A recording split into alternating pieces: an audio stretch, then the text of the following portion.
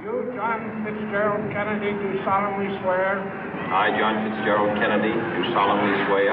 That you will faithfully execute the office of President of the United States. That I will faithfully execute the office of President of the United States. And will, to the best of your ability. And will, to the best of my ability. Preserve, protect, and defend the Constitution of the United States. Preserve, protect, and defend the Constitution of the United States. So help you God. So help me God.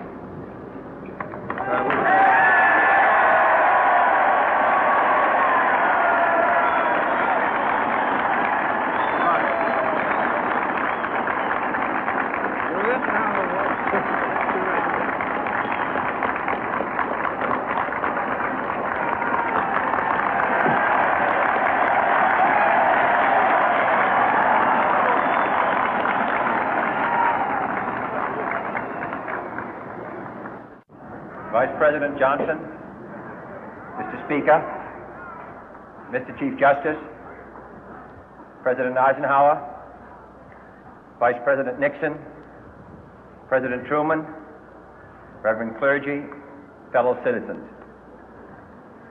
We observe today not a victory of party, but a celebration of freedom, symbolizing an end as well as a beginning, signifying renewal as well as change.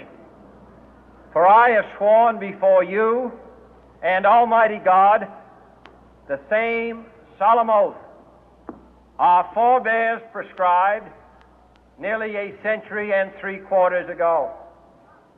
The world is very different now, for man holds in his mortal hands the power to abolish all forms of human poverty and all forms of human life.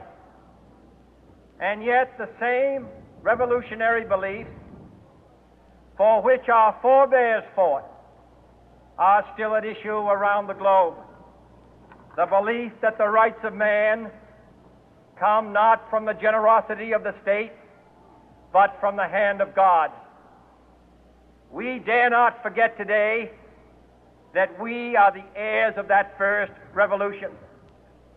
Let the word go forth from this time and place to friend and foe alike that the torch has been passed to a new generation of Americans born in this century, tempered by war, disciplined by a hard and bitter peace, proud of our ancient heritage, and unwilling to witness or permit the slow undoing of those human rights to which this nation has always been committed and to which we are committed today at home and around the world.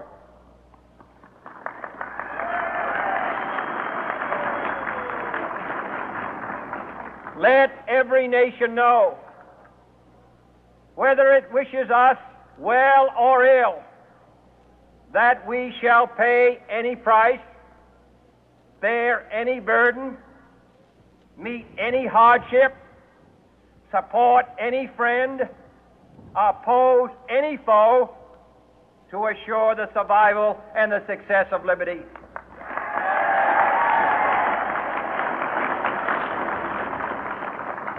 This much we pledge and more. To those old allies whose cultural and spiritual origins we share, we pledge the loyalty of faithful friends. United, there is little we cannot do in a host of cooperative ventures. Divided, there is little we can do, for we dare not meet a powerful challenge at odds and split asunder.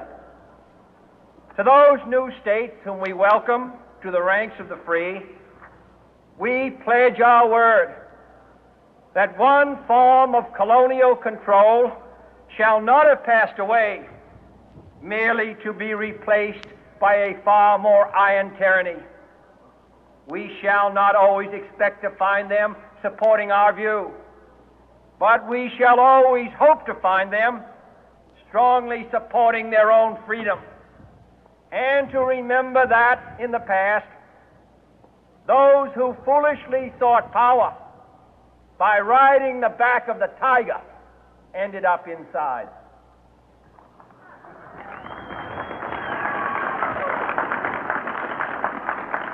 To those people in the huts and villages of half the globe struggling to break the bonds of mass misery, we pledge our best efforts to help them help themselves for whatever period is required, not because the communists may be doing it, not because we seek their votes, but because it is right.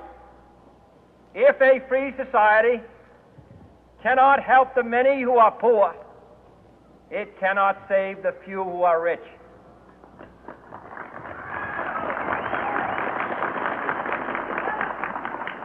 To our sister republics south of our border, we offer a special pledge to convert our good words into good deeds, in a new alliance for progress, to assist free men and free governments in casting off the chains of poverty.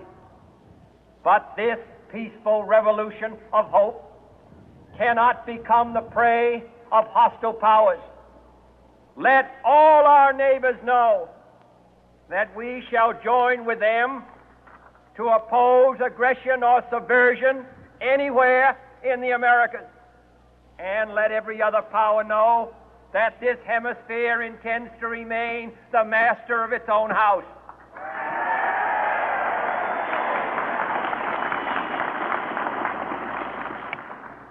To that World Assembly of Sovereign States, the United Nations, our last best hope, in an age where the instruments of war have far outpaced the instruments of peace, we renew our pledge of support to prevent it from becoming merely a forum for invective, to strengthen its shield of the new and the weak, and to enlarge the area in which its writ may run.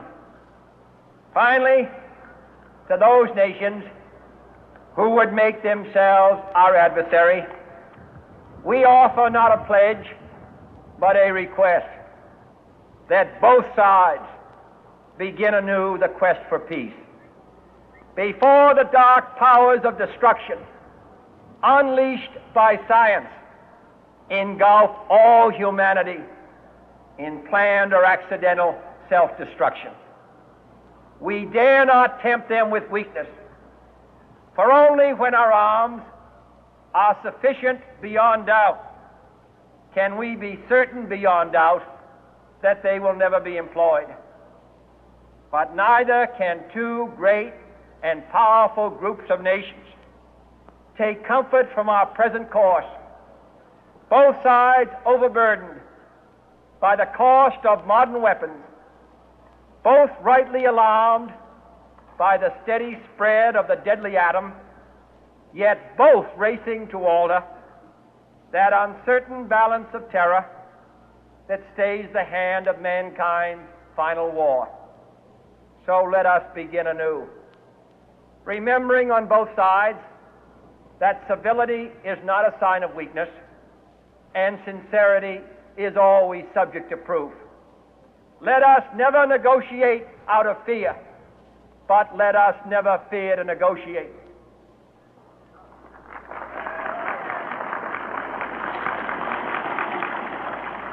Let both sides explore what problems unite us, instead of belaboring those problems which divide us. Let both sides, for the first time, formulate serious and precise proposals for the inspection and control of arms, and bring the absolute power to destroy other nations under the absolute control of all nations.